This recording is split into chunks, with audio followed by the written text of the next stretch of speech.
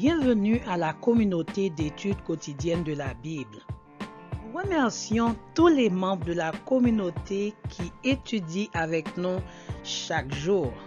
Un grand merci à tous les membres qui partagent les contenus de la communauté. Déjà, bonne étude.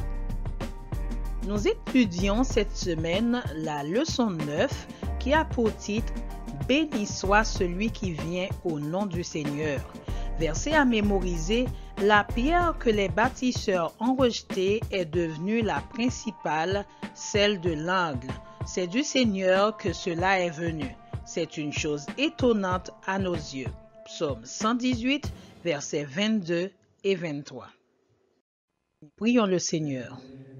Notre bon berger, aide-nous à comprendre ce matin comment nous pouvons demeurer dans ton pâturage. Au nom de Jésus, nous te prions. Amen. La partie de la leçon pour ce dimanche 25 février 2024 a pour titre « Le berger divin qui se sacrifie ». Ce matin, nous allons effectuer ensemble, chers amis de la communauté, une analyse succincte des psaumes 23, 28, 78, 79, 80 et 100 qui nous permettra de mieux comprendre la relation du Seigneur avec son peuple. Parlons premièrement du psaume 23. Souvent médité, il constitue l'un des cantiques les plus richissimes de l'Écriture. Les théologiens le dénomment généralement le psaume du sanctuaire. Écrit par David, il comporte 14 bénédictions et se divise en deux parties.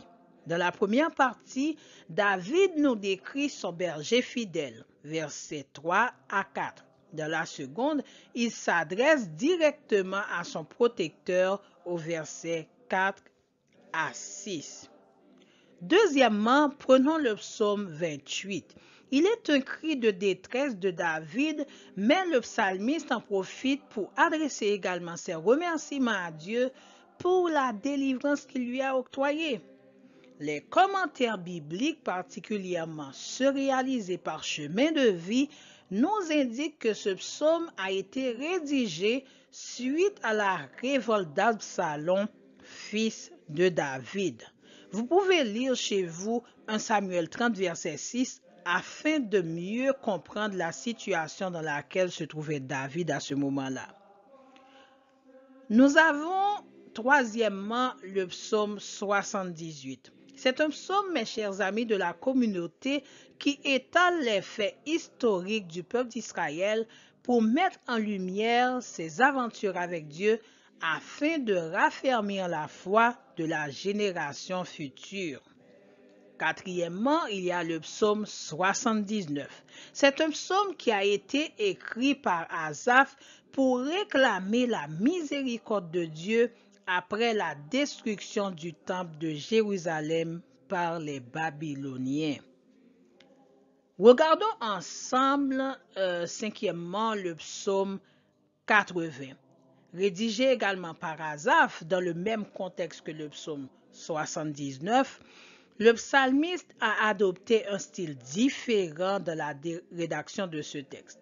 Le psalmiste a réclamé une intervention divine dans une tonalité de soumission au nom du peuple. Enfin, le dernier de la liste est le psaume 100. C'est un psaume de David dans lequel il rend grâce à l'Éternel.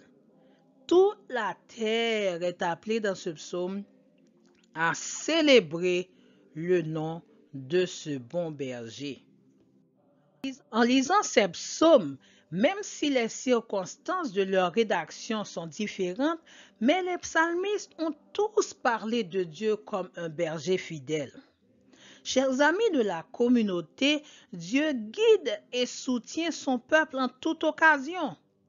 La relation du berger avec son troupeau utilisée dans les psaumes constitue l'image la plus adéquate pour expliquer notre rapport de proximité avec Dieu. Il en résulte deux liens particuliers que nous avons avec lui. Voyons ensemble le psaume 95, versets 6 et 7. Venez, prosternons-nous et humilions-nous, fléchissons le genou devant l'Éternel notre Créateur, car il est notre Dieu et nous sommes le peuple de son pâturage, le troupeau que sa main conduit, etc., etc. Donc, mes amis, Dieu notre berger est notre Créateur. À mon avis, ce lien est indescriptible. Lisons également le psaume 28, verset 9.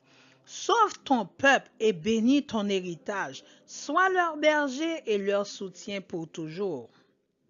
Mes amis, Dieu le bon berger établit un deuxième lien avec nous par le biais de son alliance avec son peuple. Jacob, en octroyant ses bénédictions à son fils Joseph, a présenté Dieu comme le berger d'Israël. Même si le peuple avait des rois humains qui, pour la plupart, a failli à leur mission, leur guide suprême n'était autre que l'Éternel.